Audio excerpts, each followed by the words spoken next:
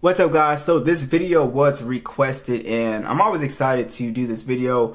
We got the iPhone SE 2020 running iOS 19 beta 1 and it has been a pretty cool experience. I really like the SE2 or the 2020. It's a pretty interesting phone here. You know, it is a little bit older now for sure.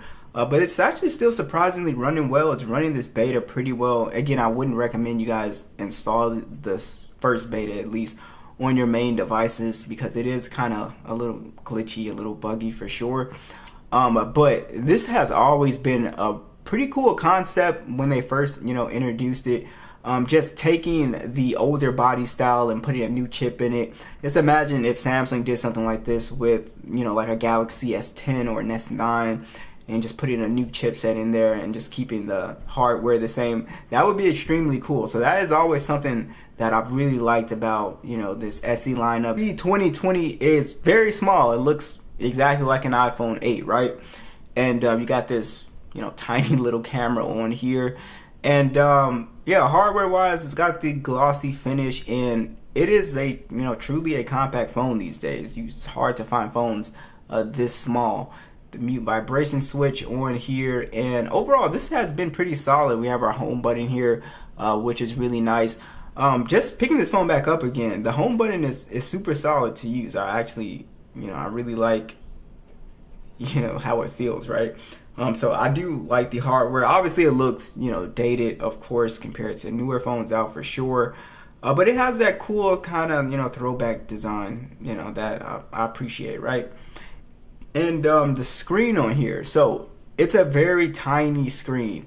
Like I was like trying to type on here, and it's, you got to get used to typing on here because it's a very small screen. It's a 4.7 inch IPS LCD display, 625 nits, and then you also do have basically a 720p plus panel here. It's 326 for the PPI. It actually still looks pretty sharp, and the IPS display is pretty easy on the eyes. And yeah, I think outdoors, if it's like super sunny outside, it's really hard to see this phone. But other than that, the screen looks fine. I don't really have a major issue with the display on the SE 2020. It's not terrible. Of course, you got gigantic bezels on here, but you don't have any type of notch or punch hole, which is nice. And yeah, I think the display on here is really not that bad. I can't actually complain about the panel on here. I don't think it looks terrible at all. The SE 2020 has the Apple A13 chipset, 64 gigs of internal storage, which is pretty low, but you can find the 128 gig for not that much more money, right?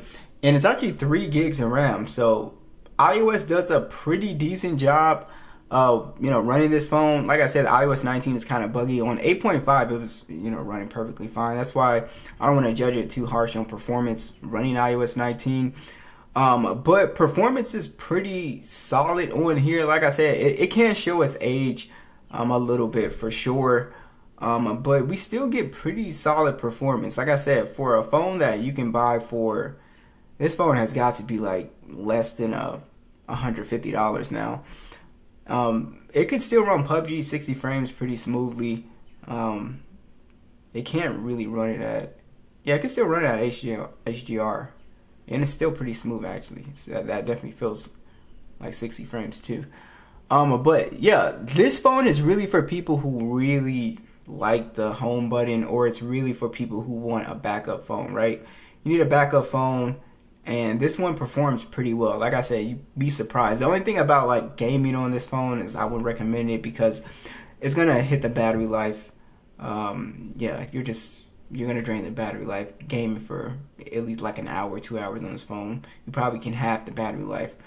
But yeah, the performance on the SE is not terrible. Like even with iOS 19 and it being kind of like slow-ish and kind of buggy-ish, it's not terrible, like the animations and everything, but as you guys can see, it's not that bad.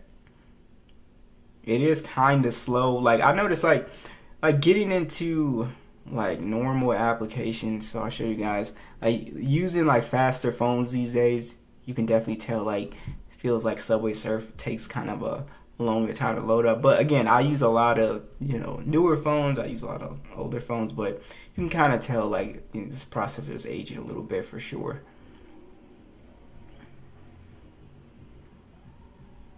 Yeah, so it took a minute to get in there, and with iOS 19, you guys can see like little stutters and stuff. You'll find that throughout this OS, and I'm not saying that this is stuff you expect like with the beta, right? But yeah, performance wise, it's really not that bad. Like I said, on 18.5, this thing was running like perfectly smooth. Got these speakers at max volume.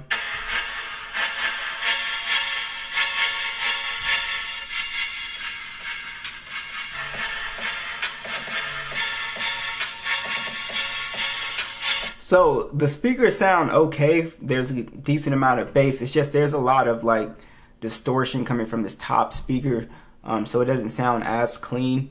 But besides that, the speakers are, they're okay if they're not at max volume. And the fingerprint, like I said, the fingerprint scanner, Touch ID works. I wish they would bring Touch ID back. Could put it in the power button, honestly. But I love getting into the phone with this method. It just feels a lot more natural, a lot easier. Even if you did it like this and got into the phone. So I think they could bring it back like how they do on Android. You have your face unlock and you have your fingerprint scanner. Now the iPhone SE 2020 just has a single camera. So it is a 12 megapixel standard. It shoots in 4K 60, and you have a 7 megapixel selfie that shoots in 1080 30.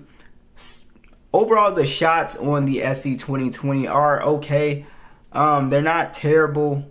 If you put it in some good lighting, you can get a decent shot, but this phone will kind of have white balance problems. It can kind of be a little bit soft and low light these days. So I don't think the cameras are bad. I actually thought the video was pretty solid. But if you give this phone enough light, you can actually get a really good shot. It's just that the selfie will be a little bit soft, and I think overall just the low light photography is really not that great. But yeah, I don't think the photos look bad at all on here. Like I said, the video looks better than a lot of newer phones in my opinion. iPhone video has always been pretty solid. So yeah, I mean, the cameras are pretty good, especially for this price that you're paying for. Like I said, that's like the biggest thing I noticed is like softness, white balance problems. Color accuracy is actually pretty decent, but yeah, that's pretty much what I noticed here. So it's nothing that you wouldn't expect from an older flagship.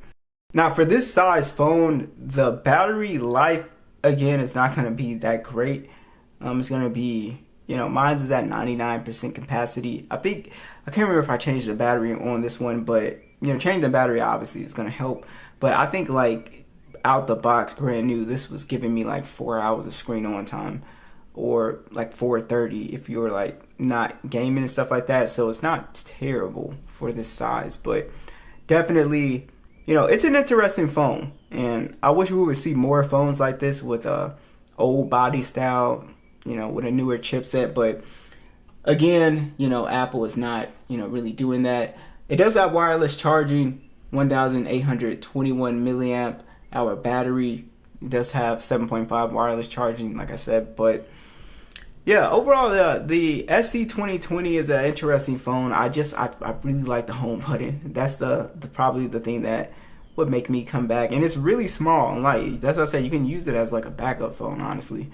And like I said, the camera is not terrible. And honestly, this is a super cheap way to get into, iOS. Let's see what the price is. Yeah, so these are going for like $132 on Amazon, and they're probably cheaper also on eBay. So this phone is super cheap. So let me know what you guys think.